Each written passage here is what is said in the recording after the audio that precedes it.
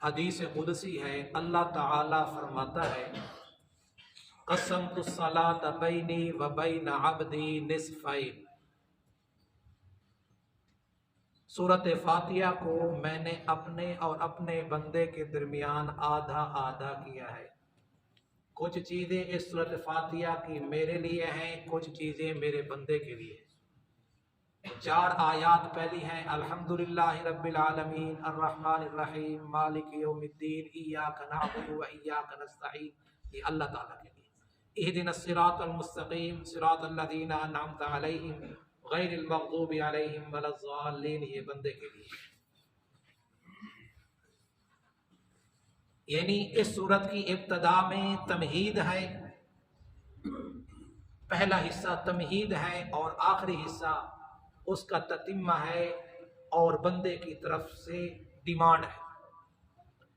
اور یہ سورت فاتحہ وہ سورت ہے کہ جیسے آدمی ادھر سے بولتا ہے، ادھر سے آیت پڑھتا ہے، اللہ تعالیٰ کی طرف سے فوراً اس کا جواب اس کو مل جاتا ہے۔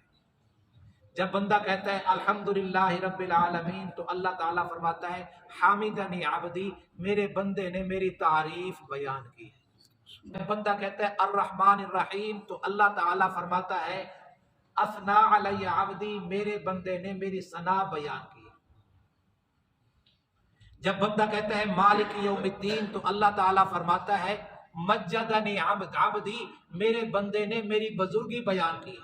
اللہ کہتا ہے ایاک نعبد و ایاک نستعین تو اللہ تعالیٰ فرماتا ہے ھذا بینی و بین عبدی، یہ جو اس آیت کے اندر میرے بندے نے پڑھا ہے یہ میرے اور میرے بندے کے درمیان میں ہے۔ پھر یہی اعلان کر دیتا ہے والی عبدی ما سالا، جو کچھ میرا بندہ مانگے گا میں اس کو عطا کروں گا۔ آگے اہدنا الصراط المستقیم صراط الذین انعمت علیہم غیر المغضوب علیہم ولا الضالین جب کہتا ہے تو اللہ تعالیٰ فرماتا ہے یقول اللہ فہؤلاء لعبدی ولعبدی ما سأل، یہ جو بندے نے کہا ہے نا اہدنا الصراط المستقیم، یہ میرے بندے کے لیے ہے، جو کچھ میرا بندہ مانگ رہا ہے میں اسے عطا کروں گا۔ سورۃ فاتحہ جیسا مضمون پہلے کسی کتابوں میں نہیں آیا، تورات انجیل زبور وغیرہ میں پہلے کسی کتابوں میں نہیں ہے۔ سورۃ فاتحہ ہر مرض کا علاج ہے، سورۃ فاتحہ ہر پریشانی کا حل ہے۔ سورۃ فاتحہ جیسے بندہ کہتا ہے فوراً اللہ تبارک و تعالیٰ کی طرف سے اس کا اعزاز اور اکرام ہوتا ہے۔ سورۃ فاتحہ یہ پورے قرآن کا خلاصہ ہے۔ دعا ہے اللہ تبارک و تعالیٰ ہمیں کلام مقدس کی برکات نصیب فرمائے اور قرآن مجید سے صحیح تعلق نصیب فرمائے۔